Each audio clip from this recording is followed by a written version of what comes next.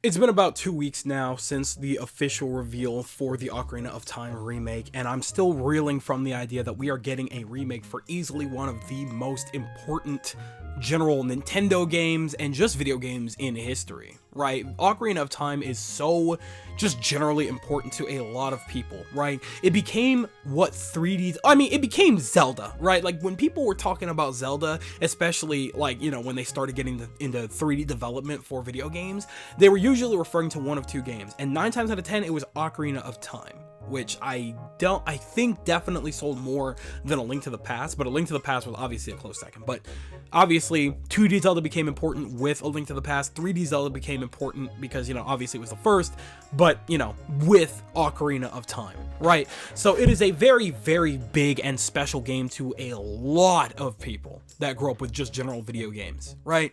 So we look to this remake now and we're thinking like, wow, it's really cool that we're getting a remake for this, and on top of that we're getting it this year, but we have not seen a lick of gameplay whatsoever, nor any indication or teaser that we're gonna get anything, remote anytime too terribly soon, because they are really busy trying to push, a lot of other games. Star Fox comes out in a couple of days at this point, the remake of Star Fox 64 Part 3, you know what I'm saying? And then we're also getting Splatoon next month, which you gotta remember now, that's one of Nintendo's big boys, you know what I'm saying? Nintendo's got like at least a big five, and Splatoon is up there now. You gotta consider that. So Splatoon Raiders is a massive one, okay? But with Ocarina of Time, that is their big, massive holiday release, and it comes out at the end of this year, and we're still sitting here wondering, what is this game? We have genuinely no idea, and it is shocking to know that this exists with no semblance of an idea even of what it's gonna look like, right? Which means that it is absolutely prime time to talk about hopes and wishes, things that you and I would like to see going into Ocarina of Time's remake, or at the very least something that we could get out of Ocarina of Time's remake, right? Because one thing that we all have to keep in mind now, right, is that this is not simply just a remake. It is a complete from the ground up reimagining of what a modern Ocarina of Time video game would look like in this modern era of gaming, right? We don't know how long they've been planning this. We don't know, what this game is going to do for the Zelda series going forward, if they're going to start taking examples from this more so than Breath of the Wild, or if this took, any examples from Breath of the Wild or anything like that. But we do know that this is going to be a major shift for Zelda again, right? Which is fair. It's been almost a decade now, since we received... No, it has been over. Yeah. It's been almost a decade now. A year off since we received Breath of the Wild, which completely changed Zelda conventions and, expectations for Zelda entirely. You know what I'm saying? So we don't know what we're looking at now. But we can get reckless for now because we don't know anything. So let's talk about a couple of the hopes and wishes that I personally have in regards to the Ocarina of Time remake, because you already know I'm gonna be at that sucker day one. You know what I'm saying? On the off chance that it released on the same day as GTA 6, guess what? I'm picking up Ocarina of Time frame 1, because I actually don't care about GTA at all. But that's not the conversation I have here. Regardless, let's talk about it, right? The first thing that I have listed here is a solid blend between the open air style and linear progression, right? Because everybody's biggest problem, from what I remember with Era of the Wild, was the fact that while it was nice and it was neat to have this big sandbox version of Hyrule to play in, an actual open world of Zelda to mess around with and have as much freedom as humanly possible, it was jarring and a little overwhelming for a lot of people. And on top of that, it heavily affected how we went about progression when it came to the story, right? Especially with the way that they handled it in particular, which was the fact that the story was optional. You know what I'm saying? And they kind of had to play around with that, right? They completely made the story optional. You did not have to engage with the story whatsoever if you really didn't want to. You could easily skip all...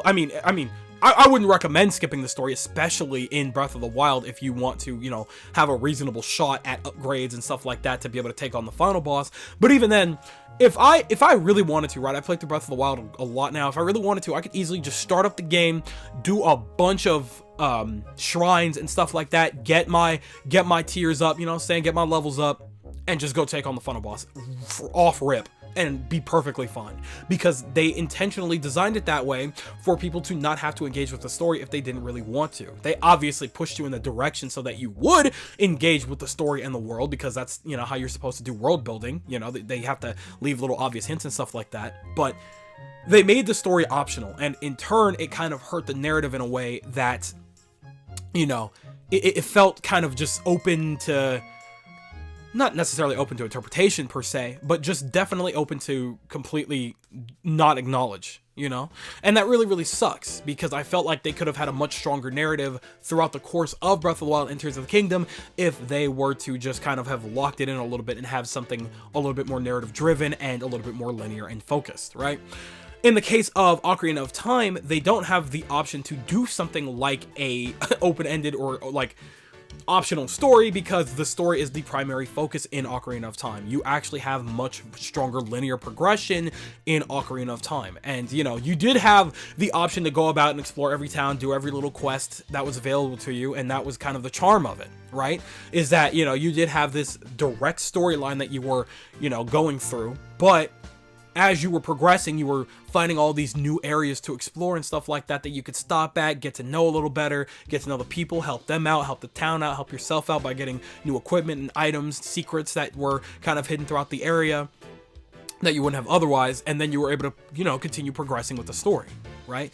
So they found a fine balance of freedom and linear progression, right?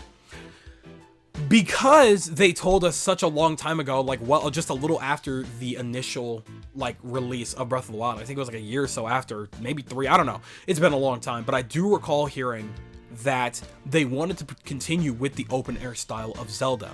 Now, how that's going to apply to Ocarina of Time Remake specifically, I'm not entirely sure, because when they said that, we were under the assumption that, you know, the next era of Zelda would take place in somewhere completely new, somewhere unseen, something we haven't seen from Zelda yet, and that we would end up keeping this open air style. It would be familiar to us, but we would have it in a new way, right? So we're not entirely sure if, you know, when they said that, it could apply potentially to a remake, especially because, you know, it's kind of rare to get remakes to this degree from Nintendo like that, right? So now we're looking at a situation in which we could be potentially looking at maybe an open air Ocarina of Time, which sounds kind of wrong. I know it sounds stupid even, but who knows? Again, you have to remember, this is a reimagining, a rebuild from the ground up. You know what I'm saying? And obviously, they've learned a lot from their time with Era of the Wild, with all the assets that they've spent a decade building up. And I'm sure that they've had plenty of ideas throughout that time in how to go about a potential remake for any of the games. Maybe not even just Ocarina of Time. But what I'm hoping here is that they found a little bit of a balance, right? I would love to have, right, the open air, you know, some open air aspects from the Era of the Wild games where we're, you know, able to climb, maybe drop off some ledges, and, you know, I don't know about a glider in Ocarina of Time. I feel like that might be a little ridiculous, but maybe not all that crazy, right? But at the same time, you know, going into specific towns and having that freedom, that behind the, you know, the camera from behind us and stuff like that, just have that open land, have that open world where we're seamlessly going into different areas like we did in Breath of the Wild, but maybe have a more focused and linear progression in which we do have our secure routes, in which we do need to progress the story in specific ways. And then, you know, as we're stopping at different villages and taking on different quests, you know, we're not skipping out on potential story and important lore and characters and stuff like that. We are actually, it's like more of a mandatory thing, right? Because I really don't want that to be a situation. Okay. So I just, you know, I think what I'm saying here could definitely apply in different ways to different people. It kind of depends on who you are and how you feel about the open air style. I know a lot of millennials definitely, I probably should reel that back, sorry. I know a lot of people grew up with Ocarina of Time, wanted to look and feel a very specific way, but I don't think that they're going to do that. I think they're working tirelessly to find a way, or they have been for the last couple of years, to find a way to blend those aspects for newcomers, for oldcomers, just so that everybody could have a good time with this. And I do hope that, you know, we do have a fun blend with the Era of the Wild style that has that more linear progression and linear, you know, I'm going to transition into this anyway, but like puzzle solving aspects of, you know, the original Ocarina of Time, right? So speaking of which, yes, we're transitioning into my next thing, which is the fact that we should still potentially have open-ended dungeons, but, you know, in the way that we solve them, not the way that they're designed that makes it so that we can completely bypass them. You know what I'm saying, right? Because I always think of Tears of the Kingdom, I always think about the Fire Temple and how you could just skip everything. Like, you do not have to engage with it at all. You know what I'm saying? That is just low-key unacceptable. You know what I'm saying? Like, that is like, I'm sure that there was a lot of fun to be had in the general designs. You know, you could definitely see the heart that was put in the trailers and stuff like that when they were initially showing off the Fire Temple, where we're supposed to be riding around in carts and we're supposed to be utilizing the fire hydrants situation. You know what I'm saying? The Zonai device, right? Instead, people just made their bikes and they just flew all over Timbuktu to just get from one area to the other, because it was an open-ended dungeon, right? You could do it however you wanted. Now, I think what people liked more about the Era of the Wild aspects was the way that we had the open-ended dungeons with the shrines. The shrines were essentially mini dungeons, and you could find fun and unique ways to, you know, solve puzzles and stuff like that, but ultimately, they all had, you know, there were definitely ways that you had to solve them to get through. And I feel like they could definitely find a way to strike a good balance with the dungeons that we have available in Ocarina of Time, right? It's been a very, very long time since I've played Ocarina of Time, so the only one that I can think of right now is the Water Temple. But, you know, when it comes to something like the Water Temple, it would be very, very interesting if we did have, you know, open-ended ways to go about solving that now that we're in the era of the open-ended, what? The open air era. Jesus Christ. Sorry. You see my brain flow there? That was crazy. Sorry about that. But either way, the way that we go about solving the Water Temple could be done a multitude of ways, right? Obviously, you know, one of the primary mechanics was having, I think it was like the heavy boots, so that you could sink and stuff at will, because, you know, there's always a lot of water. Maybe we have more of a swimming mechanic this time around that can, you know, lead us to different areas and little hidden, like, buttons and switches and things like that. Maybe we can go underwater and shoot an arrow at something, or maybe if we do have the heavy boots at that time, or if we have the proper items that we could utilize for that dungeon, we could solve it the way that it's meant to be. But maybe we could find fun and more unique ways to solve the dungeon, but not have it so that we could completely just skip over everything. You know, we should be locked in rooms more often and stuff like that, so that we have to find a way out, or we should maybe, you know, have it recommended so that we have a certain item, or if you don't have that item, maybe you do have a specific way that you could find a way to get out of a locked room. But I don't know, you get what I'm getting at, right? I feel like there could be a much better stricken potential balance between how we solved dungeons in the Era of the Wild and how we did it back in the day with games like Wind Waker, like Ocarina of Time, like Twilight Princess, and yada yada yada, right? So that's kind of that's partly what I'm leaning into as well with my first point of having, you know, linear progression. I want that to heavily apply to the dungeons. I think the dungeons definitely needed a lot of work in Era of the Wild. I think that was one of its weakest aspects to a lot of people, because it kind of threw the puzzle solving out the window in a way, and they just kind of, you know, I mean, not threw it out the window per se, but like, it was definitely not as depthful as it could have been. None of the dungeons in Era of the Wild were nearly as depthful as even the least depthful dungeon in like Twilight Princess and stuff like that, you know? Because I don't get me wrong, I like the Divine Beast in Breath of the Wild. I think that the Lightning Temple is definitely potentially the best example of what we would have wanted more of. I think that the Lightning Temple is extremely solid, and I think that was a very fun way to go about dungeon design for Era of the Wild. And I hope that we get more like that. Something familiar like that, right? So that's where my head's at when it comes to the dungeon design, right?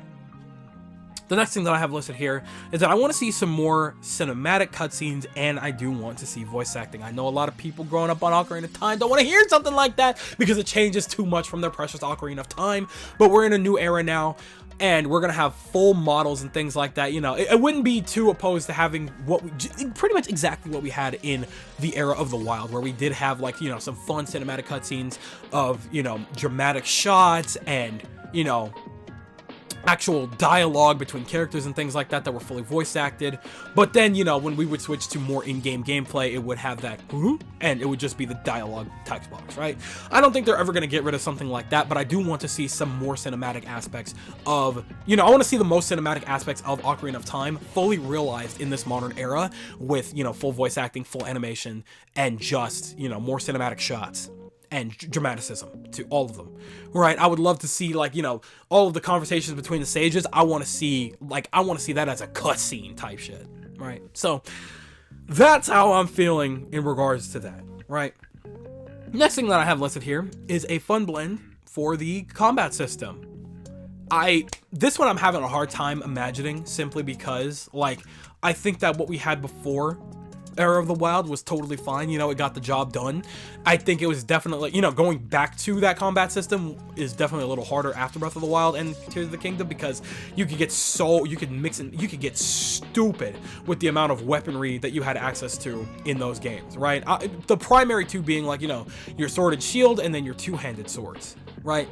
But I want to see a more interesting combat system with Link. You know, I want to see that night fight, buddy. I want to see him get crazy with a wide arsenal of different weapons and things like that. I want to see, you know, some more crazy tricks that we weren't able to pull off in the original Ocarina of Time.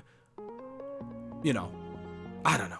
I just think that it would be fun to have, like, a little. I don't want to get too crazy with this, because what I wanted to initially say started to sound something like that, akin to like an RPG or an action RPG, and I don't want to turn Zelda into that. You know what I'm saying? I'm not trying to turn Zelda into Kingdom Hearts or Final Fantasy or anything like that, but I do want to see, you know, a nice blend between what we had in Tears and Breath of the Wild and, you know, the original Ocarina of Time or Twilight Princess or whatever, where it's not just simply just swinging the sword in a boring way, but also not just, you know, the same repetitive motions that we had in Breath of the Wild and Tears. So I want to see some, you know, some more maybe unique combos and things like that. Maybe a fun way we can mix up the combat going into this Ocarina of Time remake, especially when we're going back and forth between, you know, young Link and adult Link. I want to see those fighting styles change up heavily, and how they go about, you know, bosses and things like that, you know. So I don't know. I do want to see something really, really interesting, but it's kind of hard for me to find a way to go in depth with that when, again, it's been a very long time since I've even played Ocarina of Time, and, you know, obviously Era of the Wild is still relatively fresh because it's the newest in the franchise, but I don't want it to play exactly like that either, you know. I want them to find a middle ground, or just something more unique, you know, maybe something we haven't even seen from Zelda yet that could give us, you know, an indication of what kind of combat system we could be looking forward to moving forward into newer Zelda territory. So maybe I'll delve into that once I have a better idea of how to talk about it in a different video, a more dedicated video to the combat system, because I think that is something that definitely deserves its own video. Frankly, I think the dungeon design, how they go about that, how they go about you know, cinematic, I think all of these topics could definitely get their own video, but this is just more of a general idea of what I want, right? And then the last thing that I have listed here is the fact that, you know, much like a lot of Zelda games prior, permanent tools and limited items can definitely coexist. One of the things about Era of the Wild that people were definitely missing, or at least definitely I was missing, was the more permanent tools that we would get on our journey throughout, you know, the other Zelda titles, right? Like the hook shot and the boomerang and, you know, the bottles and stuff like that. You know what I'm saying? Like, the more permanent items that you would find were very important to Zelda as a franchise, right? To be able to, like, find a very specific item and you'd be like, oh my god, like, yes, like, I've already thought of like 12 different places I could come back to and utilize this item to get maybe a new heart piece or some secret items or whatever, you know what I'm saying? And I think that was definitely missing in Breath of the Wild and Tears of the Kingdom, because all of the tools that we needed were at our disposal before we were done with the tutorials. So, you know, you could go anywhere at any time and just, if you looked hard enough, you're finding all your secrets, you're finding extra stuff that you might need or be able to use on your journey. You know what I'm saying? I feel like it was missing that excitement factor of, you know, finding a new item and just thinking back, like all the backtracking that you could do throughout Hyrule to, you know, explore and have more fun with, right? So I think that we can definitely have a blend of that with like more permanent items, but also, you know, finding swords and different weapons and things like that that are breakable are cool, you know, if you wanted to do something like that, obviously until we get our hands on the Master Sword, which is... It's been a while. I mean, you know, the sword pulling is a legendary thing, you know what I'm saying? So, regardless, I think we could have a situation in which the permanent tools and limited items can coexist. I think that we could find a way to make it so that, you know, we're still capturing fairies in bottles, but also breaking our slingshots and our bow and arrows and stuff like that too. Because I think that adds a very interesting layer to the combat that wasn't present before. Right? So... yeah, that just about does it for my hopes and wishes for now. I definitely want to go more in depth on all these other topics. I want to look back more into previous Zelda titles because it's been a long time since I played Wind Waker and Twilight Princess and Ocarina and Majora's Mask and stuff like that. So I really want to, you know, do a little more research and find out what I really want to see out of, you know, dungeon design, out of combat design, out of cutscenes and voice acting and things like that. All the things that I've mentioned here, right? So we'll talk more about that very, very soon. But for now, I think it's time for me to go. You know what I'm saying? So the mic is getting passed over to you, and I want you guys to tell me everything that you're thinking in the comment section below. Do you agree with some of the things that I have listed here in terms of what you would like to see going into the Ocarina of Time remakes? Can you see some of these as wishes that you find familiar? These are things that you would love to see, or are you on the opposing side? None of these make sense. They need to keep it pretty much one-to-one. Nothing needs to change all that heavily in a remake of Ocarina of Time. Tell me everything that you guys are thinking in the comment section below, because you know for a fact that I'm always going to be down there with you guys. But with that, yes, ma'am. It does appear to be skedaddle the clock, so I'm going to go ahead and do exactly that. I'd like to thank you guys ever so much for watching. I truly do hope you enjoyed. Do me the greatest favor of dropping a like and a comment, and consider subscribing for more content just like this here. And with that, I'm gone. So thanks again, hope you enjoyed, and I'll be seeing you guys in the next video. Do me the greatest favor, taking good ass care, and I'll see you all next time. Bye!